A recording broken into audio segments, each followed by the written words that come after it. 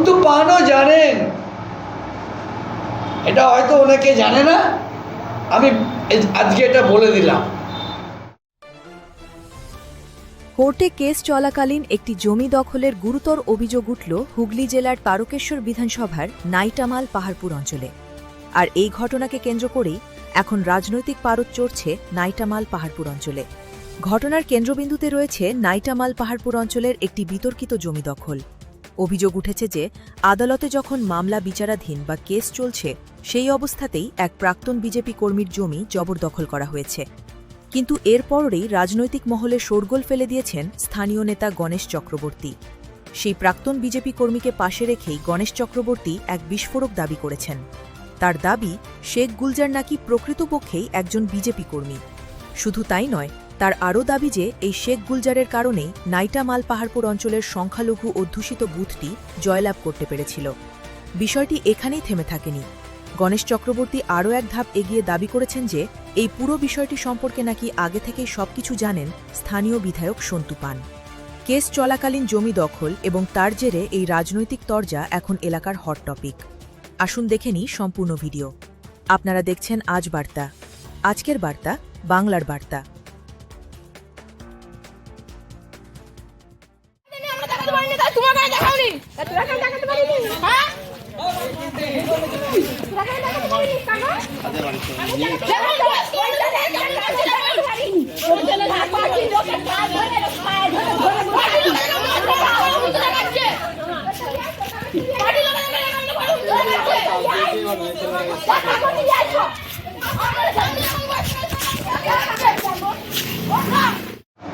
একটি সম্পত্তি, তিনটে দাগ, একটি সম্পত্তি।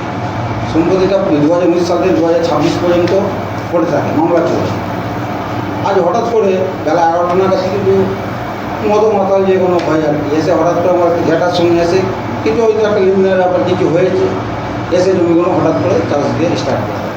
প্রশাসন যায়, প্রশাসন বলে সবাই কাগজ নিয়ে এসো, কিন্তু কাগজটা ওইখানে আমার কাছে পুরো মজুদ ছিল না, আমার কাছে একটু সময় লাগছিলো। কিন্তু প্রশাসন বিলবারটা থেকে আমায় বলে তুমি চলে যাও, বিলবারটা থেকে লাভ নেই, তুমি কাগজ নিয়ে টাইম করে থামাই।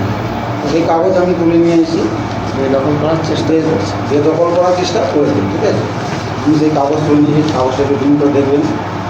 দাগ নম্বর 34, পরিমাণ 1900, ঠিক আছে।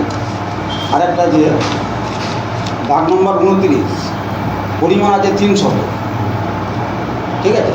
তাহলে সেটা বিয়ালারে মিসকেস করা আছে, ওইটা 300, এটা 1400 হয়, ওইটা আমাকে 300 করে দিয়ে রেখে দিয়ে রেকর্ডে, সেটা বিয়ালারে কেস হয়ে আছে।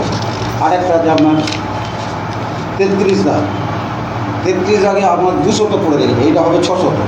রেকর্ডটাকে ভুল করে, যেটা আমার ভুল করেই রেখে দিয়েছে, সেইটাও বিয়ালারে মিসকেস করা। বিয়ালার এদিকে দুবার করে চিঠি করে, বিয়ালার চিঠি রিসিভ করে না, বলে নাকি বাবা ওনার হসপিটালে ভর্তি আছে। কালকে পর্যন্ত বিয়ালারের সঙ্গে কন্ট্যাক্ট করার চেষ্টা করে, বিয়ালারের কোনো মতেই আসছে না। গ্রামেতে কিছু ওই মতো মাতালদের নিয়ে বাড়ি বাড়ি আমাকে এই জমি দরকার পেরেশানি করে।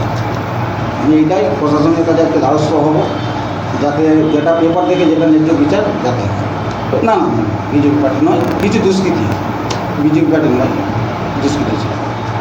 গুলজার হোসেন, নাম গঙ্গারামবাটি, থানা তারকেশ্বর, জেলা। আজকে গুলজার হোসেনকে যে বা যারা তৃণমূল বলছেন, আমি তাদের কাছে বলবো, গুলজার হোসেন দুবার বিজেপি করার অপরাধে জেল খেটেছে। এমনকি এক সময় আমাদের তৎকালীন জেলা সভাপতি বিমান ঘোষ ওনার বাড়িতে এসেছিল। অসিত কুণ্ডু আমাদের জেলা সভাপতি ছিলেন, উনিও ওনার বাড়িতে এসেছিলেন। তা সেই সব ইতিহাস জানে যারা আজকে নব বিজেপি বা যারা নিজেদেরকে খুব বড় বড় ডায়লগ মারছে? জানে না। তো আজকে আমি তাদেরকে বলছি, এবারেও 2026-এর নির্বাচনে উনি যে আমাদের বিজেপির হয়ে খেটেছিলেন, সেটা আমাদের বর্তমান বিধায়ক আমাদের সন্তু পানও জানে। কারণ সন্তু পান ওনাকে গোপনে বুথ খরচা দিয়েছিলেন আমার মাধ্যম দিয়ে, সেটা সন্তু পানও জানেন। এটা হয়তো অনেকে জানে না, আমি আজকে এটা বলে দিলাম। বিষয় হচ্ছে, আমাদের বিজেপির পুরানো কর্মী গুলজার হোসেন নাইটা মালপাহাড়পুর অঞ্চলের বেলবাঁধ গ্রামের গঙ্গারাম বাটি এলাকার মুসলিম এলাকার ওনার বাড়ি। তো যাই হোক, দীর্ঘদিন উনি বিজেপি করেছেন, এমনকি বিজেপি করবার অপরাধে তৎকালীন তৃণমূল কংগ্রেস ওর গাড়ি জ্বালিয়ে দেয়, ভাঙচুর করে, 4 চাকা লরি আছে, এসব লরি ভাঙচুর নানা রকম করে। আমরা ওকে শেল্টার দিতে পারিনি।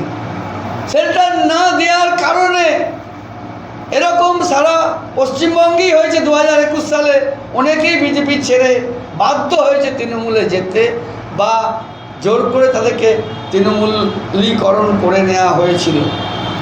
কিন্তু মনে রাখবেন, বন থেকে যেমন বাঘকে তুলে আনা যায়, কিন্তু বাঘের মন তুলে আনা যায় না। ঠিক তেমনি গুলজার হোসেন তৃণমূলের সঙ্গে হয়তো ঘুরেছে, কিন্তু ওর মন সেই বিজেপিতেই ছিল। এবং 2026 সালে এই যে নির্বাচন হয়েছে, এই নির্বাচনে আজকে 75% মুসলমান ওর বুথ, কিন্তু সেই বুথে বিজেপিকেও জিতিয়েছে। আজকে এটা আমাদের রেকর্ড আছে যে এই গুলজার হোসেন তার নিজের বুথে, মুসলমান বুথে বিজেপিকে জিতিয়ে দেখিয়েছে। আজকে আমরা সেই গুলজার হোসেনের আজকে 3টে জমি বেদখল করলো একদল দুষ্কৃতকারী, যারা কিনা নিজেদেরকে বলছে আমরা বিজেপি করি, অথচ যার সাথে ওদের জমি জায়গা নিয়ে গণ্ডগোল তারা সবাই তৃণমূলের লোক। আমরা জানি এরপরেও এই গুলজার হোসেনের জমি দখল করা হয়েছে বেআইনিভাবে, কারণ এদের এই জমি নিয়ে একটা মামলা চলছে। আমাদের রাজ্যের নেতৃত্ব বলেই দিয়েছে, যাদের জমি জায়গা নিয়ে মামলা চলছে সেই সব জমিতে কোনোভাবে আমাদের কর্মীরা যাবে না। আমাদের বিজেপির ছেলেরা সেখানে কেউ যায়নি, কিন্তু কিছু লুম্পেন তৃণমূল থেকে আসা তারা এখন নিজেরাই স্বঘোষিত বিজেপি হয়ে গেছে, আর তারা আমাদের এই গুলজার হোসেনের জমি আজকে বেদখল করার চেষ্টা করেছে।